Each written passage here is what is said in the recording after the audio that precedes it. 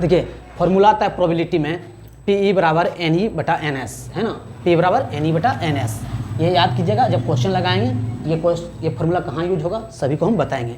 देख रहे हैं वीडियो तो स्क्रीनशॉट ले लीजिएगा, बहुत इंपॉर्टेंट क्वेश्चन है। देखिए इसको हम पढ़ते हैं PE बराबर NE बटा NS, और ये दूसरा तुम्हारा हो गया फॉर्मूला PE नहीं पढ़ते हैं, इसको हम पढ़ते हैं PE, इसको पढ़ते हैं PE नहीं। इसको क्या पढ़ेंगे, यहाँ पे लिख देते हैं, इसको पढ़ेंगे हम PE,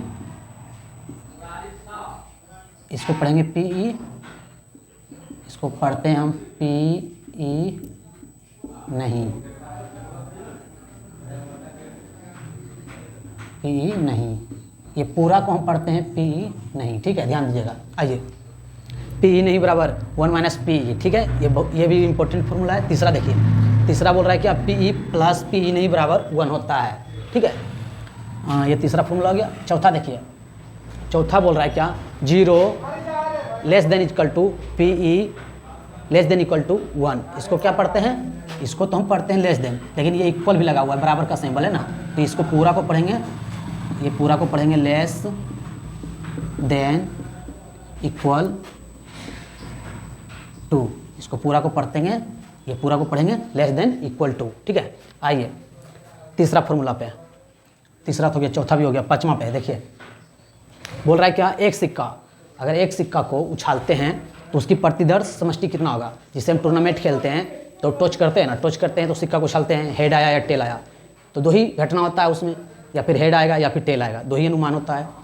इसी प्रकार पूछ रहा है एक सिक्का का जब उछालें तो उसका प्रतिदर्श समष्टि क्या होगा, हेड होगा या टेल होगा। तो दो घटना होता है, जैसे कि मेरे पास तो सिक्का नहीं है, माचिस है, बच्चे लोग को जब मच्छर काटता है तो जलाते हैं वो मच्छर अगरबत्ती, है ना। देखिए तो इसमें देखिए, इसमें हम एक तरफ लिख देते हैं H for head, T for tail. जब हम मानिए एक सिक्का है, ठीक है, जिसमें हेड और टेल लिखा हुआ है, जिसमें हेड और टेल लिखा हुआ है, ठीक है।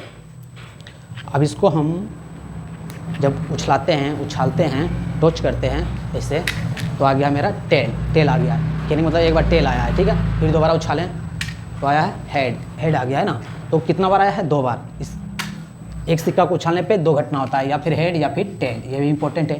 लेकिन अब बोल रहा है क्या 2 सिक्का को उछालने पर प्रतिदर्श समष्टि क्या होगा।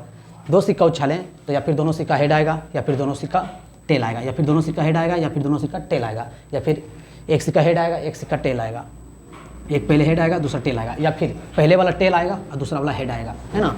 मतलब कि प्रतिदर्श समष्टि हो जाता है 4, है ना, इसमें प्रतिदर्श समष्टि हो जाता है 4।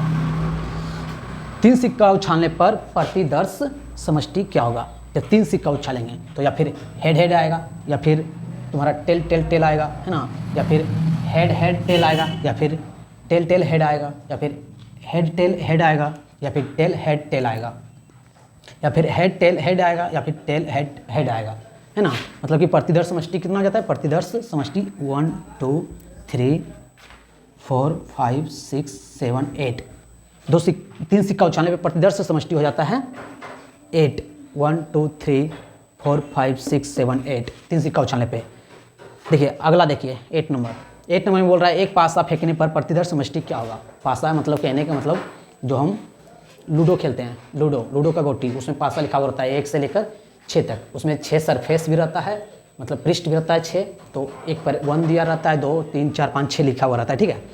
तो जब हम पासा को खेलते हैं तो फर्स्ट बार मेरा 1 आया, दूसरी बार 2 आएगा, हो सकता है 3 आया, 4 आया, 5 आया, 6 आएगा, 6 से ज़्यादा तो आ नहीं सकता, है ना। तो इसकी प्रतिदर्श समष्टि क्या होगा 1 2 3 4 5 6, है ना।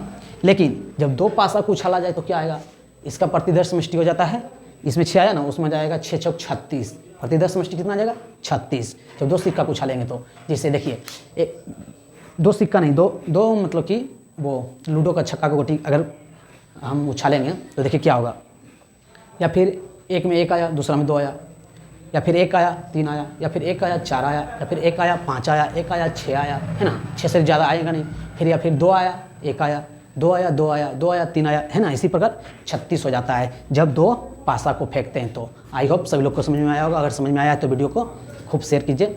बहुत बहुत धन्यवाद।